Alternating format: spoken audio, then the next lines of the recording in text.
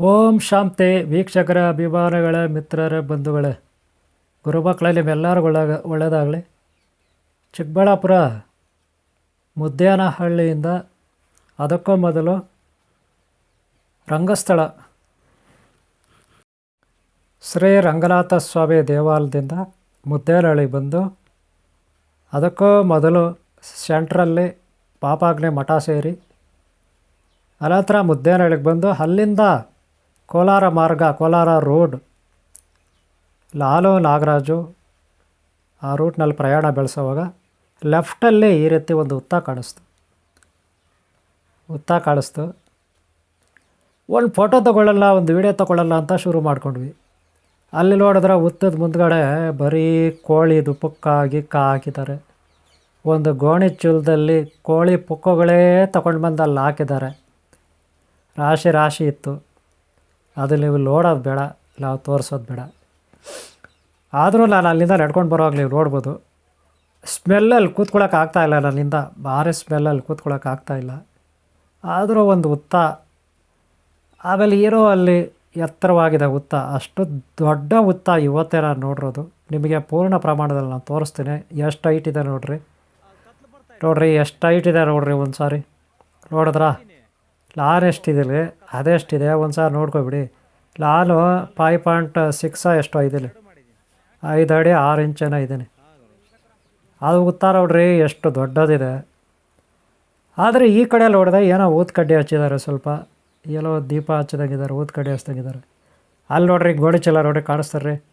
ಇವನು ಯಾರೋ ಒಬ್ಬ ಬಂದ್ಬಿಟ್ಟ ಹಳದಿ ಕಲರ್ ಟವಲ್ ಹಾಕ್ಕೊಂಡು, ಈ ಹುತ್ತ ನಮ್ಮದು, ಇಲ್ಲಿ ಯಾಕೆ ಫೋಟೋ ತೆಗಿತೀರಾ, ಯಾಕೆ ವೀಡಿಯೋ ಮಾಡ್ತೀರಾ, ಏನು ಅನ್ಕೊಬಿಟ್ಟಿದ್ದೀರಾ ನೀವು ಯಾರು ಇಲ್ಲಿ ಫೋಟೋ ತೆಗಿಯೋಕ್ಕೆ, ಯಾರು ಇಲ್ಲಿ ವೀಡಿಯೋ ಮಾಡೋಕ್ಕೆ, ಇಲ್ಲೇ ಅಮ್ಮನ ಬರ್ತಾಳೆ, ಅಮ್ಮನ ಎದ್ದು ಬರ್ತಾಳೆ, ಅಮ್ಮನಿದ್ದಾಳೆ, ಹಾಗೆ ಹೀಗೆ ಏನೇನೋ ಗಲಾಟೆ ಮಾಡ್ಕೊಂಡು ಶುರು ಮಾಡಿಬಿಟ್ಟ.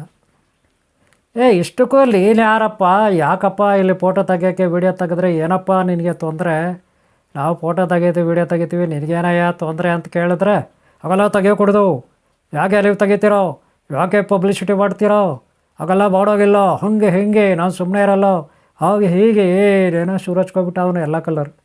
ಆಮೇಲೆ ನಾನು ಹೇಳಿದೆ, ಹೋಗಪ್ಪ, ಇಲ್ಲಾಂತ ಅವ್ರು ಎಷ್ಟು ಜನ ನೋಡಿದ್ದೀನಿ, ನಿಜವಾಗ್ಲೂ ನಿನಗೆ ಇಲ್ಲಿ ಭಕ್ತಿ ಇದ್ದರೆ, ಈ ಹುತ್ತದ ಮೇಲೆ ಇದ್ದಿದ್ರೆ, ಗೌರವ ಇದ್ದರೆ, ಇಲ್ಲಿ ಎಲ್ಲ ನೀಟಾಗಿ ಕ್ಲೀನ್ ಮಾಡ್ಬಾ, ನೋಡ್ಬಾ ಕ್ಲೀನ್ ಮಾಡ್ಬಾ.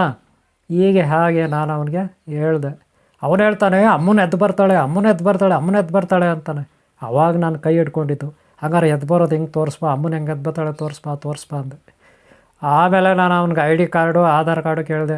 ಯಾರು ಹೇಳಿ ನೀನು, ಆಧಾರ್ ಕಾರ್ಡ್ ತೆಗಿ, ವೋಟರ್ ID ತೆಗಿಯೋದೆ. ಅವಾಗ ನಮಸ್ಕಾರ ಆಗ್ತಾನೆ, ಆಯ್ತು ಸ್ವಾಮಿ, ಏನು ಬೇಡ ಸ್ವಾಮಿ. ಅವಾಗ ಜಾರ್ಕೊಳ್ಳೋಕೆ ಶುರು ಮಾಡ್ದೆ. ವೋಟರ್ ID ಕೇಳಿದೆ, ಆಧಾರ್ ಕೇಳಿದೆ, ಆವಾಗ ಜಾರ್ಕೊಳ್ಳೋಕೆ ಶುರು ಮಾಡ್ದೆ. ನಾನು ನಾಗರಾಜಿಗೆ ಹೇಳಿದೆ, SC ನಾಗರಾಜ್ ಇವರು ನನ್ನ ಗುರುಮಗ, ಚಿಕ್ಕಬಳ್ಳಾಪುರ ಜಿಲ್ಲಾ ಅಧ್ಯಕ್ಷರು, ಓಂ ಶ್ರೀ ಶಕ್ತಿ ಮಹಾತ್ಮ ಜ್ಞಾನ ಮಂದಿರ ಗುರುಕುಲ. ನಾಗರಾಜು ನನಗೆ ಆಲ್ರೆಡಿ ರಂಗಸ್ಥಳಗೆಲ್ಲ ಕರ್ಕೊಂಡು ಹೋದ, ತೋರಿಸ್ತಾ, ಪಾಪಾಗ್ನಿ ಮಠಕ್ಕೆ ಹೋದ, ಅಲ್ಲಿ ಕರ್ಕೊಂಡೋಗಿ ತೋರಿಸ್ತಾ, ಆಮೇಲೆ ಮುದ್ದೇನಹಳ್ಳಿಗೆ ಕರ್ಕೊಂಡೋದು, ಅಲ್ಲಿ ತೋರಿಸ್ತಾ.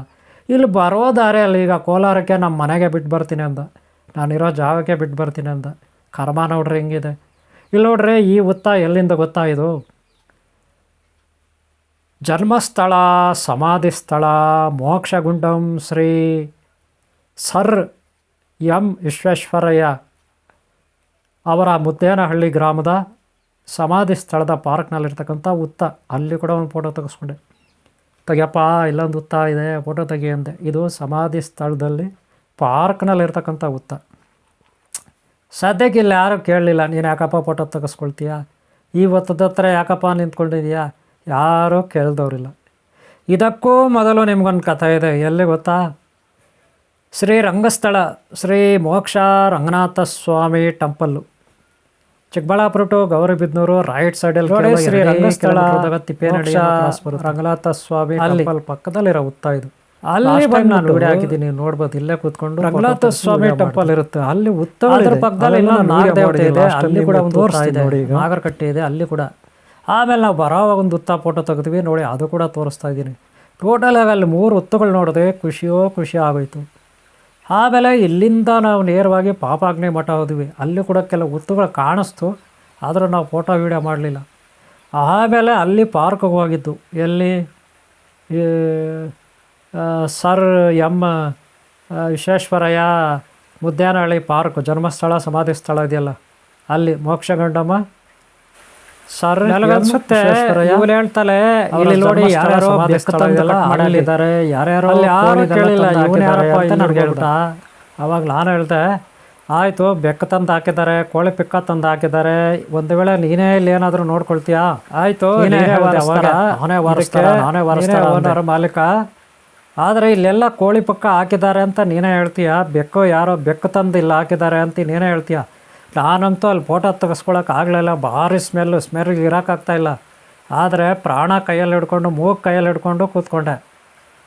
ಫೋಟೋ ಹೆಂಗೋ ತೆಗೆಸ್ಕೊಂಡೆ, ಏನೋ ದೈವಭಕ್ತಿ ಗುರುಭಕ್ತಿ ಅಂದ್ಬಿಟ್ಟು, ಕಷ್ಟನ ಸುಖನ ಅಂದ್ಬಿಟ್ಟು.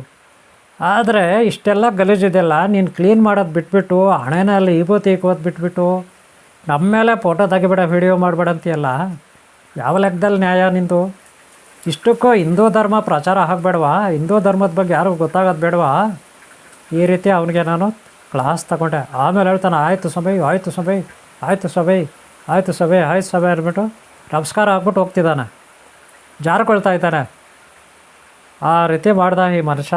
ಇವರೆಲ್ಲ ಹೆಂಗೆ ಗೊತ್ತಾ, ಯಾರಾದರೂ ನಮ್ಮಂಥವ್ರು ಫೋಟೋ ತೆಗೆದ್ರೆ ಒಂದು ಅವನು ಅಲ್ಲಿ ಏನೋ ಪೀಕ್ಬೇಕು, ನಮ್ಮ ಹತ್ರ ಏನೋ ಪೀಕಕ್ಕೆ ಶುರು ಮಾಡ್ದ ಒಂದು, ಇಲ್ಲ ಯಾರೋ ಅಲ್ಲಿ ಒಟ್ಟಿನಲ್ಲಿ ಅಲ್ಲಿ ಕೂತ್ಕೊಳ್ಳೋಕ್ಕಾಗಲ್ಲ, ಕೋಳಿ ಪುಕ್ಕ ಅದು ಇದು ತಂದು ಹಾಕಿದ್ದಾರೆ, ಇಲ್ಲ ಅಂತಲ್ಲ, ಬೆಕ್ಕು ಕೂಡ ಆ ಕಡೆ ಹಾಕಿರ್ಬೋದು, ಇಲ್ಲ ಅನ್ನಲ್ಲ, ಒಂದು ವೇಳೆ ಇವನೇ ಅಲ್ಲಿ ಪೂಜೆ ಮಾಡ್ಬೋದು, ಇಲ್ಲ ಅನ್ನಲ್ಲ. ಆದರೆ ಅವನು ನನ್ನ ಹತ್ರ ಬಂದಾಗ ಅಟ್ಲೀಸ್ಟ್ ಗುರುವು ಒಂದು ನಮಸ್ಕಾರ ಆಗಬೇಕು, ಒಂದು ಇದಾಗಬೇಕು, ಯಾವ ಭಾವನೆಯೂ ಇಲ್ಲ. ಆದರೆ ನಾನು ಕ್ಲಾಸ್ ತಗೊಂಡ್ಮೇಲೆ ಅವ್ನು ನಮಸ್ಕಾರ ಆಗ್ತಾವೆ ನೋಡ್ರಿ, ಎಂಥವ್ನು ಇರ್ಬೇಕು ಇವನು.